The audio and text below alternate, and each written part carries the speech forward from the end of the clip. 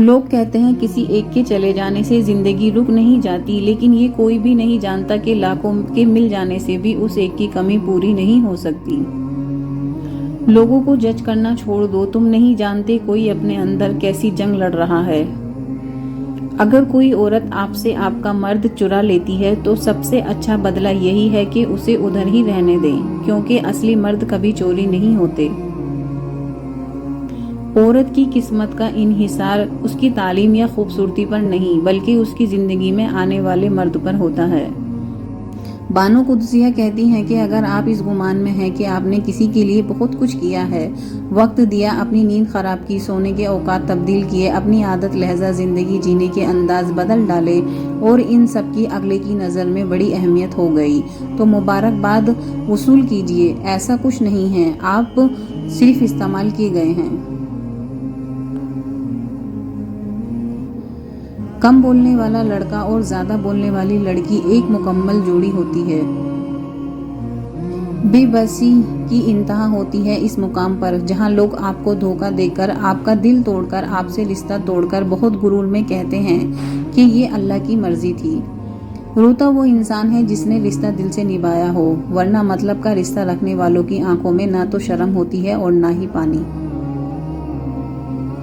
تم ہر شخص کو خوش نہیں کر سکتے، بھلے تم اپنا سکون کسی کے لیے کتنا ہی برباد کیوں نہ کر لو، پھر بھی وہ شخص تمہاری نیت یا تمہاری مخلصی میں کوئی نہ کوئی نقص نکال ہی لے گا۔ جب کوئی عورت آپ کو نظر انداز کر رہی ہو تو اس کا مطلب یہ نہیں کہ وہ آپ سے نفرت کرتی ہے، اس کا مطلب ہے اس کا دل دکھا ہے۔ عورت کتنی بھی نازک اور ڈرپوک ہو، جب ماں کے روپ میں آتی ہے تو پوری دنیا سے اکیلی ہی لڑ جاتی ہے۔ گھر کی عورتوں کو شہزادیوں جیسی زندگی دینے کے لیے اکثر مرد خود مزدوری جیسی زندگی گزار دیتے ہیں۔ جو سچے ہوتے ہیں وہ تہذیب کے دائرے کا لحاظ کرنا بھی جانتے ہیں اور صبر کے گھونٹ پینا بھی۔ زیادہ محبت اور پرواہ کرنے والوں کے ہاتھ کچھ نہیں آتا، نہ رشتوں کی مٹھاس، نہ ان کا احساس، نہ ان کی قدر کی جاتی ہے۔ بس ایک ذہنی فریب سا رہتا ہے کہ وہ بھی ہمارے ساتھ ویسے ہی ہیں جیسا کہ ہم، لیکن حقیقت بڑے ہی دل خراش ہوتے ہیں۔ کبھی کبھی رشتوں میں فاصلہ لانا ضروری ہوتا ہے۔ اکثر زندگی ہمیں انہی لوگوں کے ہاتھ توڑتی ہے جنہیں ہم اپنا مضبوط سہارا سمجھتے ہیں۔ دل بڑا کرو، بات تو ہر کوئی بڑی کر لیتا ہے۔ محبت عمر کی خوبصورتی کہاں دیکھتی ہے، کسی عام سے چہرے سے بھی ہو جاتی ہے تو وہ دنیا کا سب سے خوبصورت لگنے لگتا ہے۔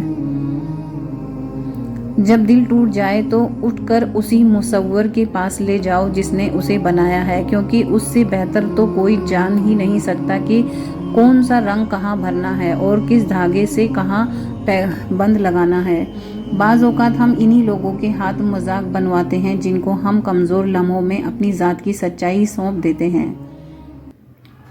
محبت یہ نہیں کہ ایک دوسرے کو ذہنی مریض بنا دیا جائے، بلکہ محبت تو ایک دوسرے کی تھکاوٹ سمیٹ لینے کا نام ہے۔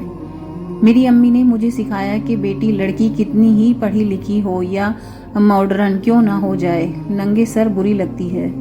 جو مزہ غریبی میں تھوڑے تھوڑے پیسے جمع کر کے دوستوں کے ساتھ جانے کا ہوتا ہے، وہ امیر ہوتے ہوئے بھی مہنگی گاڑی میں جانے کا بھی نہیں آئے گا۔ پھر تو اپنی قیمتی پل ضائع نہ کریں، ہر پل کو بھرپور طریقے سے گزاریں۔ تم گھبراتے کیوں ہو مقدر کے فیصلے سے؟ کیا تم نہیں جانتے کہ تمہارا رب کتنا غفور الرحیم ہے؟ اگر وہ دن کو رات اور رات کو دن کرنے پر قادر ہے تو کیا وہ تمہاری تڑپ دیکھ کر تقدیر کے فیصلے بدل نہیں سکتا؟ جس مرد کو سچی محبت ہو گئی وہ اس عورت کا ساتھ کبھی نہیں چھوڑے گا تو مر جائے گا۔ غلط نہ ہونے کے باوجود، سب ختم ہونے کے قریب ہونے کے باوجود وہ اسے کھونے کے ڈر سے معافی مانگ لے گا۔ یہی سچی محبت کی علامت ہے۔ ایسا مرد ہیرا ہے اور ایسی عورت خوش نصیب ہے۔ بانو قدسیہ کہتی ہیں کہ مرد آنکھوں سے محبت کرتا ہے اور عورت کانوں سے محبت کرتی ہے۔ اشفاق احمد کہتے تھے کہ انسانوں کی فطرت ہے، اگر محبت نہ ملے تو صبر نہیں کرتے اور جب مل جائے تو اس کی قدر نہیں کرتے۔ اگر مرد آپ سے بار بار معافی مانگ کر آپ کو منا رہا ہے، آپ کی غصے کا برا نہیں مان رہا، یقین جانیں آپ بہت خوش نصیب ہیں۔